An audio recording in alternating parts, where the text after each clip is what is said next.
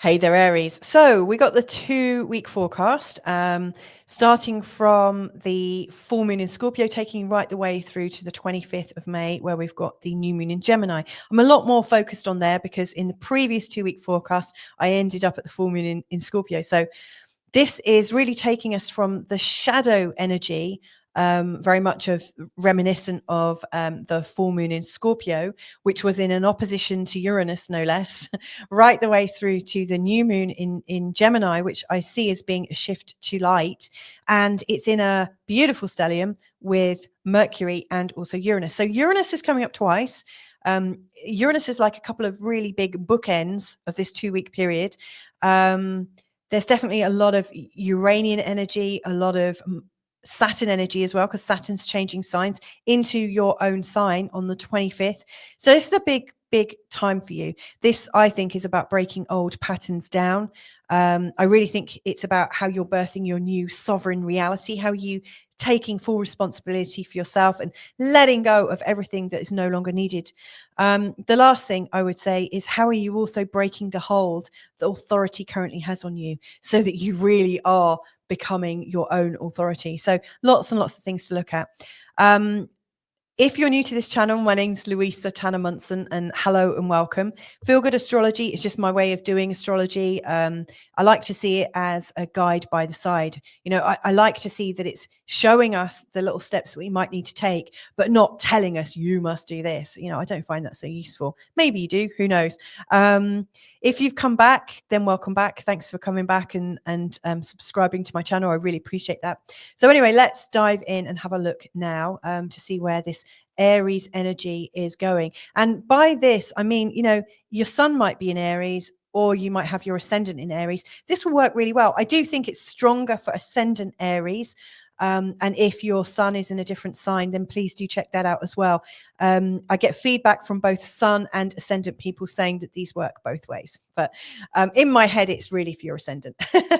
So ordinarily, when I do these readings, I do also talk about the moon phase that we're in from, and right now we're in the waning moon phase, going from the full moon to the new moon.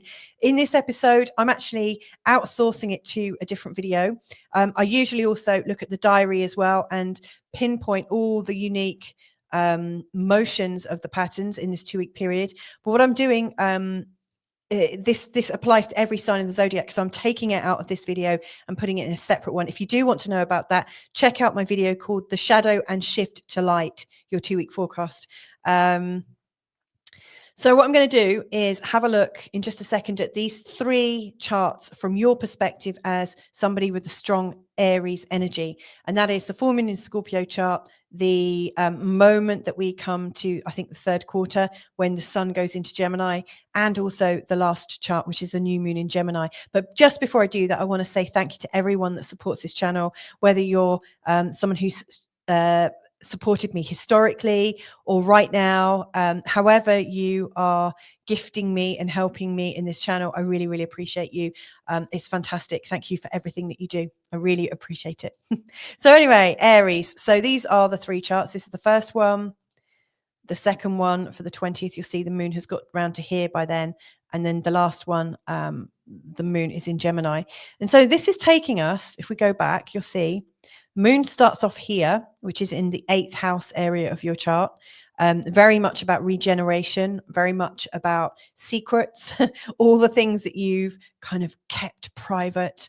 And it's about the birth, life, and death of your life, the continual cycling of energy. So I don't know if you're coming to the end of something or starting something, you know, but at these times, the moon is really, really strong. The emotions are really high and really felt.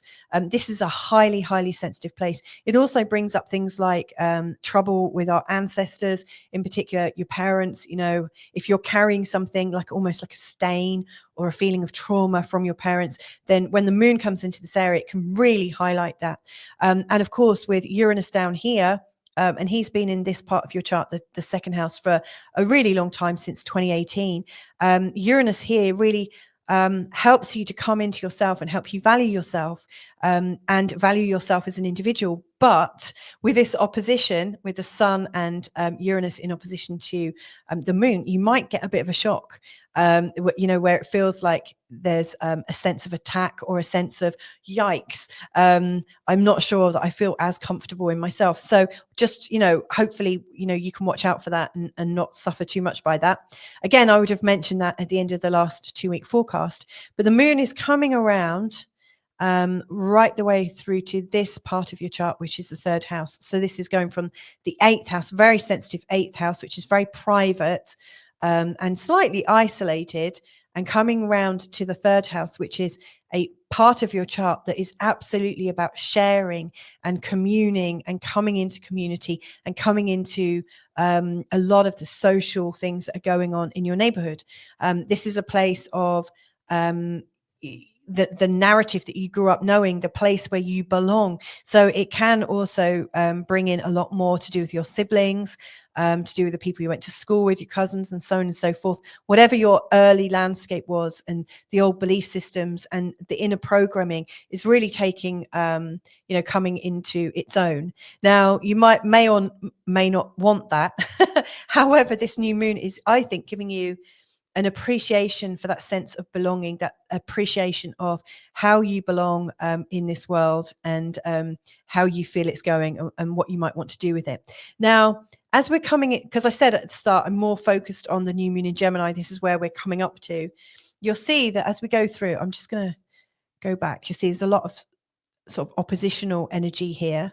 And in fact, your ruling planet, which is Mars, has been in a long-term opposition to Pluto since October last year. It came in and out, and then in for the last time. Now Mars is just moving out. As we go through this first week, you'll see that Mars is now out of that opposition with Pluto, which is great. So, from your own perspective as an Aries, your Mars function, that energy to free yourself, that energy to move forwards, is really coming on. It feels like whatever has been holding you back since last year, it's all shifted. You're in a completely new place. And what's really lovely about this is you've got Venus going through your 1st house. And my understanding of Venus going through the 1st house is it's like a glamour. Things tend to go well. People recognize you. People want to connect with you. It's a time when any difficulty or obstructions that usually occur when you go out and about socially, they're kind of melted away. So Venus is very helpful here. And she is reaching out to Mars, and they're working beautifully together, really helping you to be calm about yourself and feel positive about yourself, and also feeling like you've got energy to put into the things that you love to do. Things that lift you up. This can also bring in a romance cycle. And in fact, if you're interested in having extra forecasts, I do have a membership, and I've already recorded the membership relationship and connection forecast for you. And I definitely speak about new love coming in. there's a lot of markers of these things happening. So yeah, I think this is quite helpful. But as you come from, the first chart with these oppositions, right the way through to the last chart, you'll see there's a much cleaner sense. This is really highly patterned. Everything's working together beautifully. These long blue lines are trines. It's a lovely flow of energy. And these tight blue lines all together are sextiles. And these are sextiles too. These are the building blocks, really helping you to build up this sense of space and clarity. It's like you're building the foundations for ease and grace, and for things to just move beautifully. There are a couple of difficult aspects. In fact, Jupiter down here in your 3rd house is a little challenged. It's interesting because you've got Saturn just crossing into your 1st house, and in the next 2 weeks, Jupiter's going to step into your 4th house. The 1st and the 4th are these very important parts of your chart. This is all about your identity, who you appear to be, and the life that you're building for yourself. And this is absolutely about your home and your family and where you feel safe. So to me, it feels like you're developing yourself, and from that you'll be recreating your home, you'll be realizing that you have different needs. So I do think that as you learn more about yourself, and you've already been on this process, Neptune came over into your first house on the 31st of March. And so you're going to have Saturn and Neptune right at the start here, really helping you to birth a new reality for yourself. This is a very intense and I'm going to say special time. There will be some people out there that say it's a challenging time. And yeah, it could very well be challenging. And what is coming up is what these planets are representing at the beginning of your life, at the beginning of your chart, is that it's time to start over. It's time to have a new start. It's time to really take yourself seriously and use imagination and practicality, like the two of them. Neptune, you're creating a new vision for yourself. You're using your imagination, you're using your intuition, you're using your creativity. And Saturn here could be really giving you a new sense of strength and discernment so that you can do something with it. You won't ever have something like this coming up again. Well, actually, that's a harsh statement. You might have something, that's 40 years away. Yeah, like the next time you have something like this that's quite strong would be when Jupiter comes back here, if Jupiter aligns with maybe Mars or something. But this is a very, very strong aspect, and it's kind of going on until February of 2026. This is a intense time of change. I can't say it anymore. I can't overemphasize it. So what is going on already that it changes that you're sensing in yourself, you're feeling in yourself, this new need to take yourself seriously is going to change how you live, and Jupiter coming into this part of your chart is emphasizing the need to be a bit more open at home, to have a bit more goodwill, a bit more optimism, a bit more talk and sharing. So, I really do think you're cracking open in quite a beautiful way. And this new moon in Gemini in particular, with Uranus and Mercury and the sun and the moon, Uranus is just in the tail end of Taurus. To me, I think you are sort of opening your heart a lot more. You've been independent for such a long time. Now it's time to let more people in. And Pluto up here in this 11th house part of your chart, to me, there are some very important people coming into your life right now to help you open up more. So I just see there's this transformation taking place before my very eyes. Yeah, so I think that's a really nice shift, that there is this sort of cracking open of some of your real deep boundaries and barriers to being completely open. So this is really allowing some sort of deep transformative change through your social attitudes. Now, there's a few more things I really want to point out. So the first one would be this Uranus Cazimi on the 17th. It's quite zippy. It's right at the end of your second house.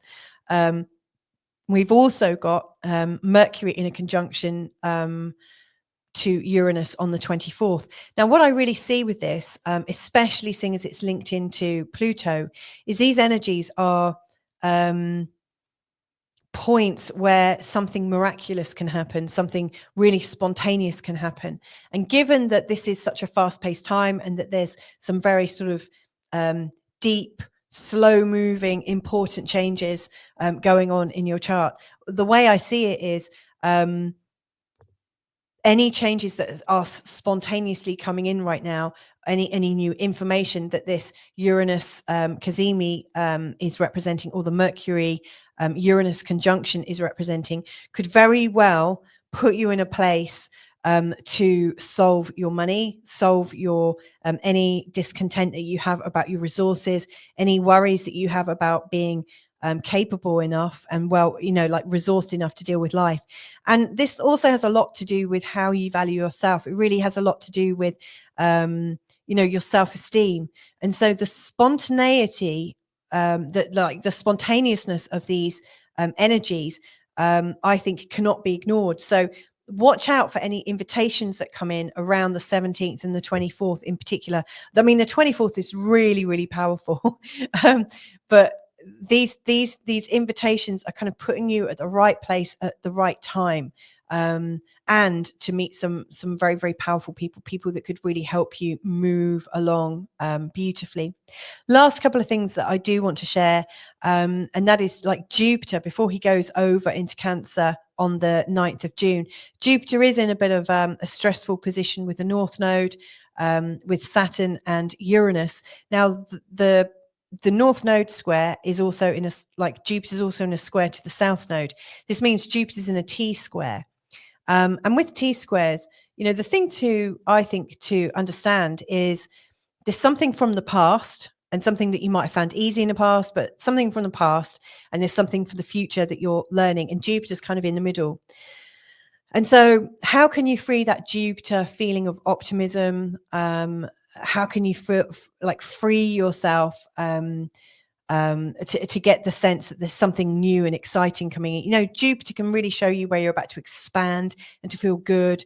And right now he just feels a little bit difficult. So what I would say is, and given that Jupiter rules your 12th house and also your 9th house to do with what excites you, and where you're going off on the great big spiritual adventure, I would say anywhere where you've had disappointment in the past about your progress, about your success, where maybe you've gone out and you've delivered something and you've been a messenger and this, that, and the other, and it hasn't gone well, and you're feeling that sort of like that lowering of the self-esteem, and your belief systems are, that, oh, it's never going to work.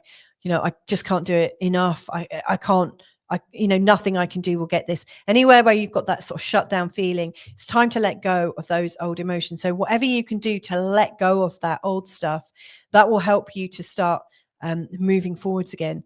And to feel that sense of optimism, so that you really are rebuilding from the bottom up. When Jupiter comes in here, yes, he's creating changes for your home and how you live, but he's also recreating a much stronger sense of stability. So yeah, there's some thoughts for this 2 weeks, the next 2 weeks, taking you to the 27th of May. I hope you found it useful. If there's some other things you would like, for instance, if you want a consultation, then all my details are just below.